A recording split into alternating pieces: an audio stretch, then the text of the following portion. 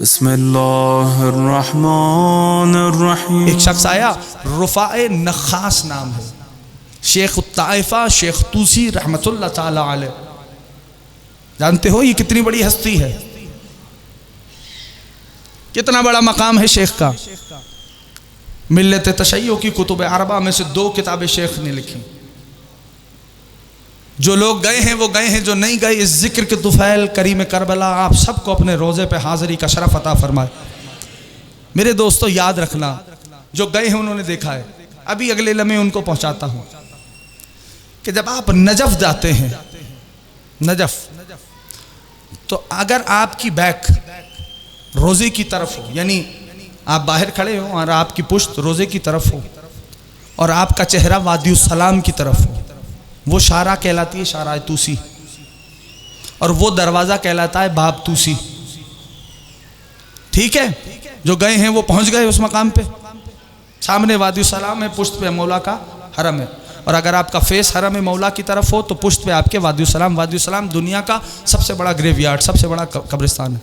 याद रखिएगा। बात बोझल हो रही है तो बदल दूं।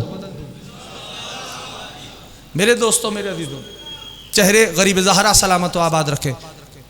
आपका चेहरा कब्रिस्तान की तरफ, पुश्त वादियुस सलाम की तरफ। आपने कदम बढ़ाया, चेक पोस्ट आती है, यानी अब आप वादियुस सलाम की तरफ जा रहे हैं। चेक पोस्ट आती है, चेक पोस्ट के साथ ही लेफ्ट हैंड पे, अगर आप वादियुस सलाम की तरफ जा रहे हैं, लेफ्ट हैंड पे एक मस्जिद बनी हुई है।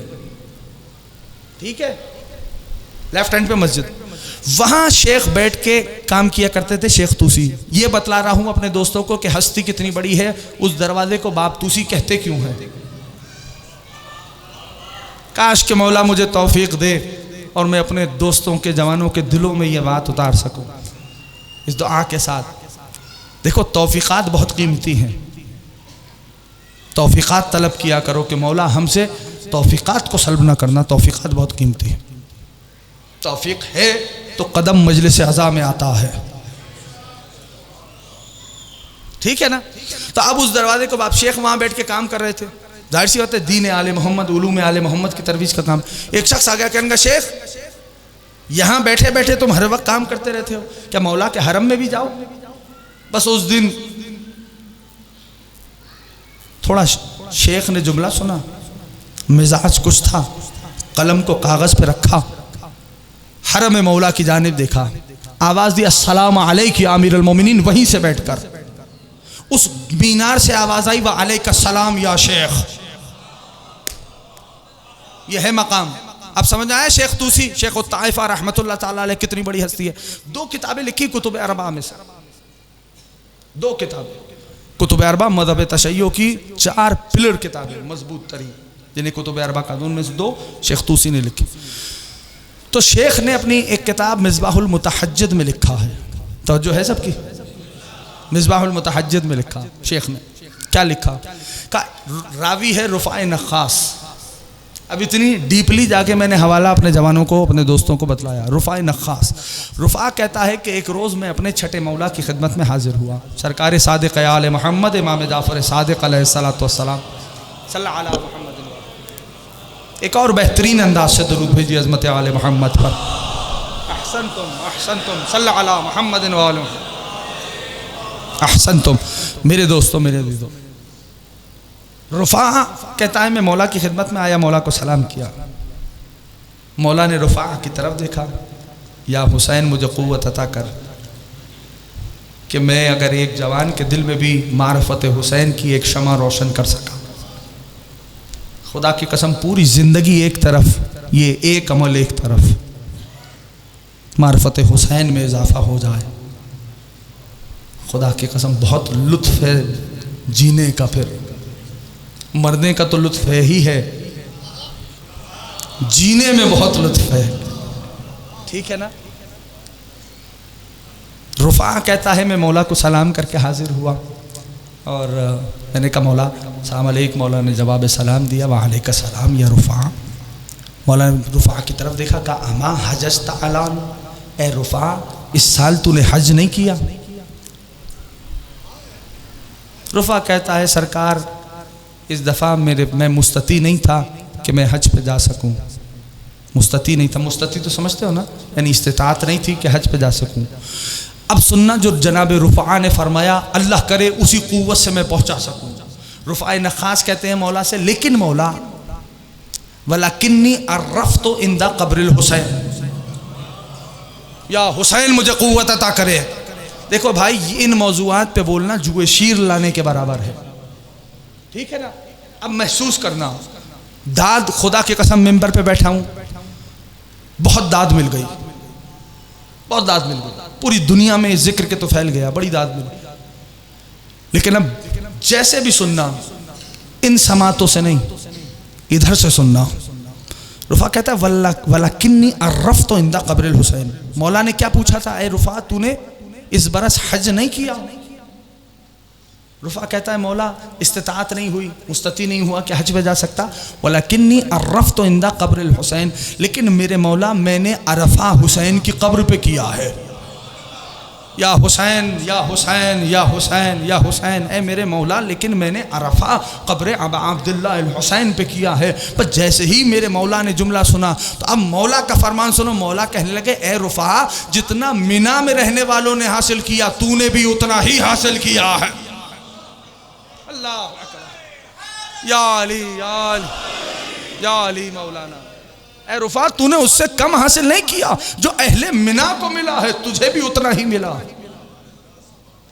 आरफे की मखसूसी करीम करबला की बारगाह की बहुत बड़ी मखसूसी है, जानते हो। जो जानता है वो जानता है, जो नहीं जानता। अरबईन इमाम हुसैन के बाद सबसे बड़ी मखसूसी अरफा है। और अरफे के बारे में भी एक फिक्रा कह दूं, अल्लाह अपने हाजियों को बाद में देखता है, हुसैन के ज़व्वार को पहले देखता है।